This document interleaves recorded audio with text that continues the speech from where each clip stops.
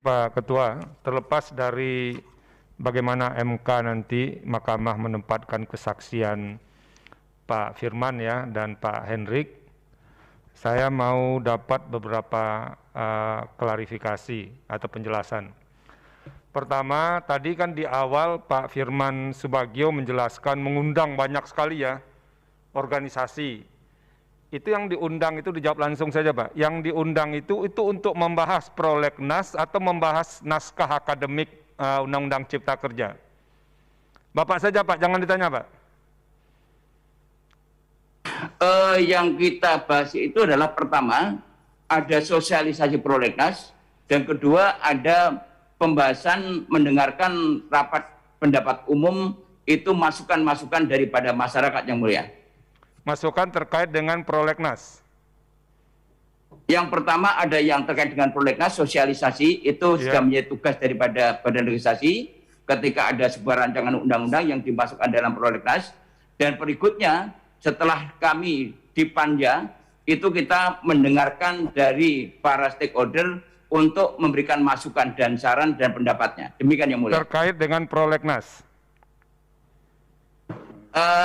Yang pertama kami sosialisasi tadi adalah prolegnas dan yang berikutnya setelah Panja itu mendengarkan para stakeholder tentang masukan pendapat dan usulan terkait dengan tentang RUU Cipta Kerja. Nah, ketika Bapak mendengar pendapat dan usulan itu, yang disampaikan ke mereka itu, apakah ide awal untuk Undang-Undang Ciptaker, atau naskah akademik, atau draft rancangan Undang-Undang Ciptaker? Yang disampaikan adalah sudah substansi yang mulia.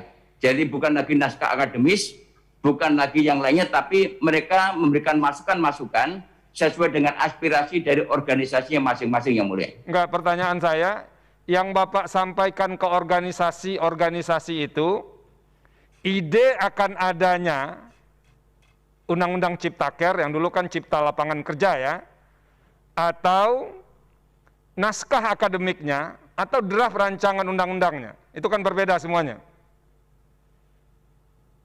Baik yang mulia, karena posisi kami adalah mendengarkan aspirasi usulan mereka, jadi kami tidak menyampaikan hal tersebut. Jadi kami hanya mendengarkan.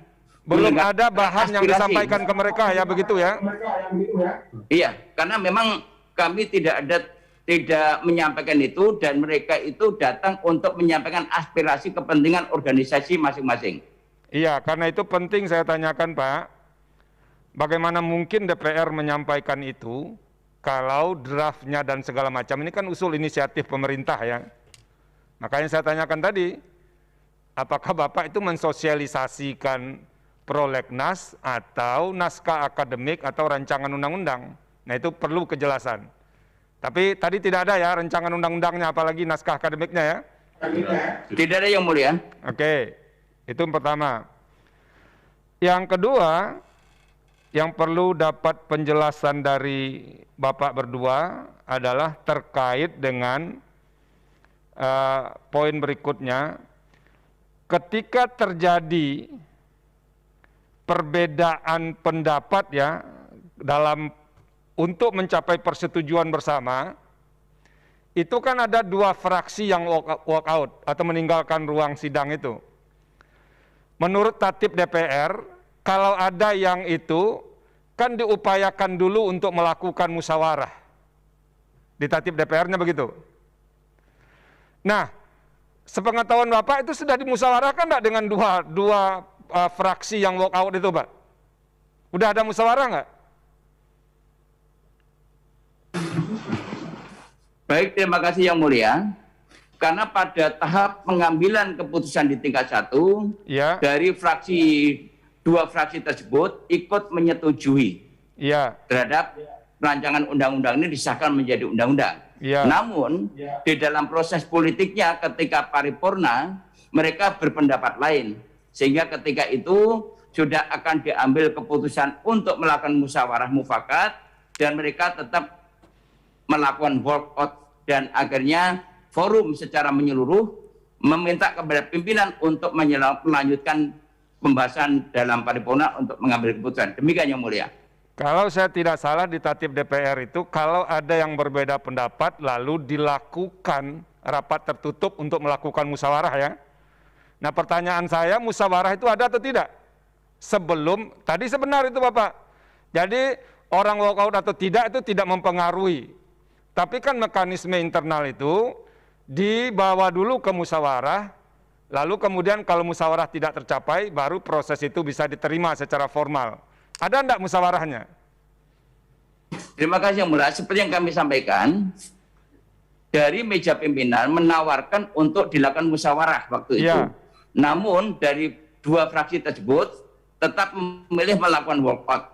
Sehingga untuk peserta paripurna tetap minta dilanjutkan di dalam pembahasan pengambilan keputusan. Jadi sudah ditawarkan untuk melakukan musyawarah mufakat, tapi dari dua fraksi tersebut tetap memilih untuk walkout. Demikian Yang Mulia. Jadi sudah ditawarkan musyawarah mufakat, dua fraksi itu tidak mau menempuh jalur itu, tetap walkout itu? Benar Siap, begitu ya? Yang Mulia. Nah ini nanti mungkin Pak Ketua, saya usulkan fraksi yang walkout kita undang saja untuk mendengarkan kejelasan sekitar walkout itu. Itu usul saya, nanti bisa kita bahas. Nah yang ketiga, yang terakhir, Pak Firman. Kalau Bapak baca putusan Mahkamah Konstitusi 92 ya, tahun 2012, putusan Mahkamah Konstitusi nomor 92 tahun 2012, kalau dibaca itu disebutkan di situ, kalau usul inisiatif rancangan undang-undang itu datang dari Presiden, maka kemudian berdasarkan putusan Mahkamah Konstitusi itu, daftar inventarisasi masalahnya itu dibuat oleh DPR. Nah, saya mau tanyakan, ketika pembahasan bersama kemarin itu, siapa saja yang bikin daftar inventarisasi masalah di DPR itu? Baik Yang Mulia, sebagaimana mekanisme di dalam pembahasan rancangan undang-undang, masing-masing fraksi selalu menyampaikan daftar inventarisasi masalah dari fraksi-fraksi yang ada di DPR. Jadi setiap fraksi ya, Pak Firman ya? Siap Yang Mulia. Nah, ini saya perlu ingatkan DPR, Pak Firman, mumpung kita ketemu, kalau dibaca putusan 92 tahun 2012 itu, DIM yang dibahas dengan Presiden kalau RUU-nya dari pemerintah itu atau wakil pemerintah itu adalah DIM DPR, Pak. Jadi, semua DIM yang ada fraksi-fraksi itu harus dibahas dulu menjadi DIM DPR. Itu putusan Mahkamah Konstitusi, Pak.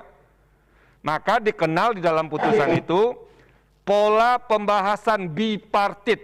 Kalau undang-undang itu menyangkut DPR dan Presiden, tidak melibatkan DPD. Kalau dia melibatkan DPD, itu dikenal dengan pola pembahasan tripartit. Nah ini perlu diingatkan lagi Pak, ini putusan Mahkamah Konstitusi. Nah, karena apa? Agar ketika pembahasan bersama itu, yang bicara itu atas nama institusi Pak, bukan atas nama fraksi. Saya hanya mengingatkan aja, ini ada putusan Mahkamah Konstitusi soal ini.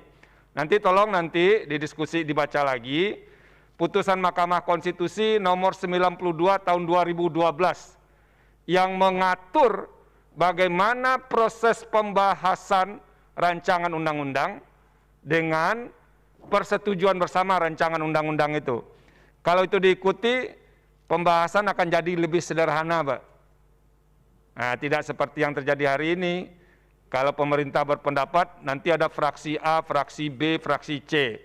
Nah, menurut putusan Mahkamah Konstitusi itu, nanti mic-nya itu hanya ada mic DPR satu, ada satu lagi mic-nya Presiden. Jadi semuanya bicaranya atas nama DPR, bukan atas nama fraksi-fraksi. Nah, saya mengingatkan saja, karena putusan Mahkamah Konstitusi itu ada, Pak.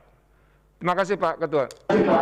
Baik, Yang Mulia, ya, telah mengingatkan kami, namun tentunya kami sampaikan bahwa DIM fraksi tersebut telah dikompilasi menjadi DIM DPR RI untuk dibahas dengan pemerintah Yang Mulia. Namun kami DPR terima kasih Yang Mulia telah mengingatkan kami dan kami akan sosialisasikan lagi kepada fraksi komisi-komisi lain Yang Mulia. Terima kasih.